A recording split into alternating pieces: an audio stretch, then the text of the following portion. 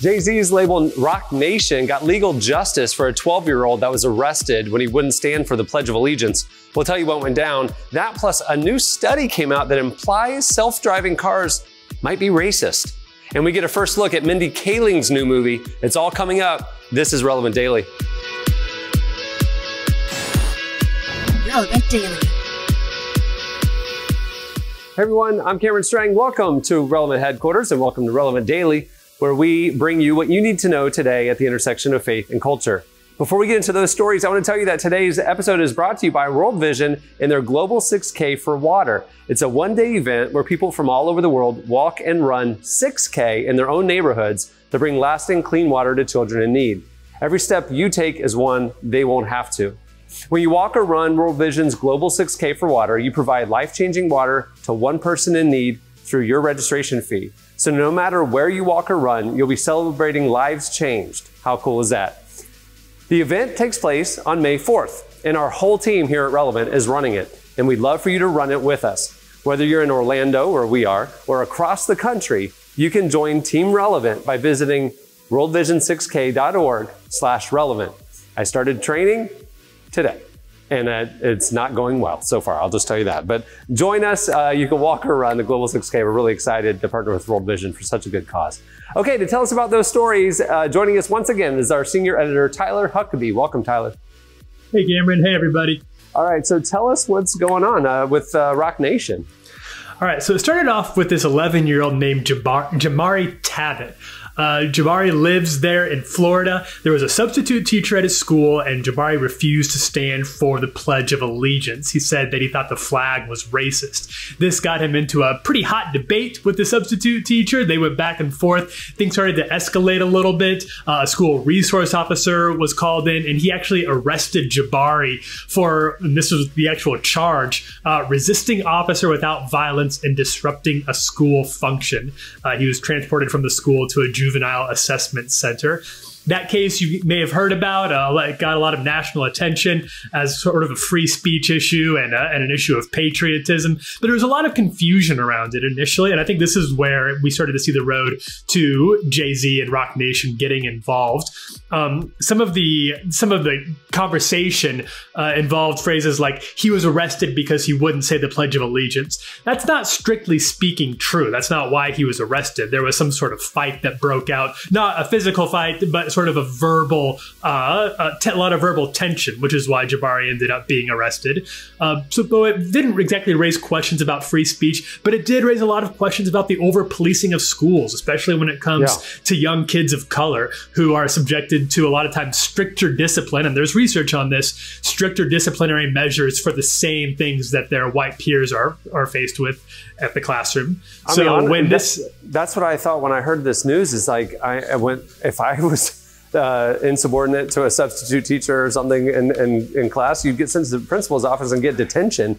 I wasn't arrested. Exactly. That's crazy. And not every school has the resources to do this, right? Most schools, they have to, if they feel like a kid's kind of getting out of line, or things are getting heated, they have to figure out a way to work it out. They don't get to just call in somebody to put the kid in handcuffs and take him off to juvie. But that's what happened in Jabari's case. So this is where Jay-Z starts to come in. Jacksonville Jaguar running back Leonard Fournette, he says he came across the case and he brought it to Ad Roc's attention. Ad Roc is the social justice arm of Jay-Z's Roc Nation label. They got concerned enough about it that they were able to hire a lawyer on Jabari's case. What Fournette said to Ad Roc, according to him, was, when I heard about Jabari's arrest, I immediately had my team reach out so I could offer my support for this unjust moment. Jabari is a bright young student, and I applaud him for the strength he has shown during this difficult situation. They ended up hiring Alex Spiro. He's a well-known NFL lawyer, and as soon as they hired the lawyer, actually the case was dropped entirely, both charges. They didn't even want to take it to court or settle it. And so that was pretty much the end of it, but it took having the sort of resources of getting a lawyer involved that a lot of students obviously aren't going to have unless their case receives the sort of attention that Jabari's did. That's crazy. It's so cool to see how Jay-Z is like turning into this like behind the scenes justice advocate, where, I mean, we keep learning about, things that he's funding that are important initiatives, and he's not doing it for headlines. It just kind of, gets out there. But He's really not. He didn't release any personal statement along with this, but he was willing to put his own money and his own studio on the line to get this kid out of trouble. And he was successful. That's great. All right, so tell me about this report that came out about self-driving cars and the implication that they're kind of racist. Okay, so this study actually comes from the Georgia Institute of Technology, and what they did is they took some publicly available data sets that are used for algorithms to recognize people and machines. And what they found as they were analyzing these is that computers are about 5%, according to the data sets that we have available, on average are 5% less likely to recognize a dark-skinned person than a light-skinned person. Which means that as these data sets start being used and implemented in more self-driving cars, there's going to be at least theoretically now, a slightly higher risk that people of a darker complexion, that black people are going to be at greater risk of getting hit by them than white people are. So the study's authors hasten to say they don't think this is like obviously unintentional, that like nobody's out here actually trying to make these cars safer for white people, but it's just an example of how our implicit biases, our standard definition of what normal is, can work its way into future technologies and algorithms. And this is different than the study 6 months ago where it was talking about the ethics of the self-driving cars, having to choose if a bad thing happens, like avoid the stroller on the side of the road and hit the homeless person. And that's actually some of the stuff that was being discussed as far as like these autonomous vehicles. This is different than that. This is implying or saying that the data being fed into the algorithm is inherently racially biased because it's disproportionately one race over another. Exactly, because the people who are training these computers are often not super racially diverse. It's not a racially diverse crowd who makes it in. So what they teach the computers comes from their own biases, and that's how computers learn to recognize what people are. That's crazy. That's crazy. All right, to close out Relevant Daily, we usually have a nice little cultural palate cleanser, and an exciting trailer just released. I think it's a very exciting trailer. Mindy Kaling, we're big fans of Mindy Kaling here at Relevant. Long time. I mean, we were early. She was on our cover like 3 or 4 years ago. I mean, she's behind all the best episodes of The Office. Big fans of the Mindy Project, her show that was on Hulu as well.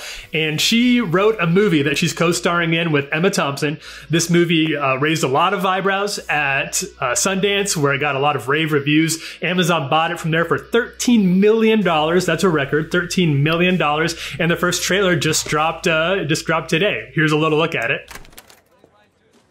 Who are you? I'm Molly. I'm a new writer. You want to sit down? Okay. That's where Mendelsohn sits. Could you sit down, please? Oh, I'll just use this trash can. There's hardly any trash in it at all. Oh, it's kind of comfortable, better than a chair. That's our show, everyone. I came to tell you this year is your last. What? They can't replace you if everyone loves you. Do none of you understand what is at stake here? I am being replaced. Think about why the show is bad and come up with ways to fix it. I wish I was a woman of color so I could just get any job I want. We talked about this, you can't say that. I know what everyone thinks of me, but just because I was lucky enough to get this job doesn't mean I'm stupid enough to lose it. What exactly is wrong with my bits? You're a little old and a little white. What can I do about that? I have some jokes for the monologue. I shouldn't do this in an English accent, should I? No. Looks awesome. And it'll come out later this year, right? Yep, and we'll keep you updated all of the info as we get it over at Relevant. Who knows? Maybe another Mindy Kaling cover is about due. It's time. I don't know. We'll see. It's time.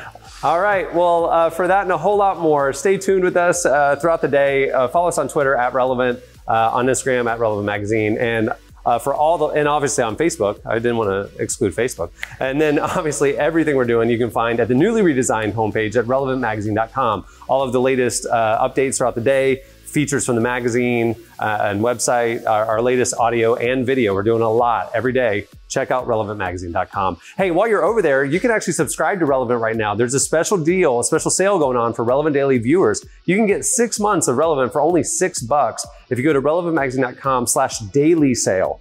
Daily sale. You can hit subscribe at the main site, but you're going to pay more. So if you want to get a good deal, go to relevantmagazine.com/daily sale. Hey, we're here every weekday. Thanks for tuning in, Relevant Daily. And remember, we're also an audio podcast. So wherever you get your podcasts, if you missed the Daily Show or the video, you can always subscribe to the audio version and listen to it on your commute on the way home or something. Wherever you get your podcasts, just search for Relevant Daily. Thanks for tuning in, everybody. We will see you tomorrow. It's Relevant Daily. Relevant Daily.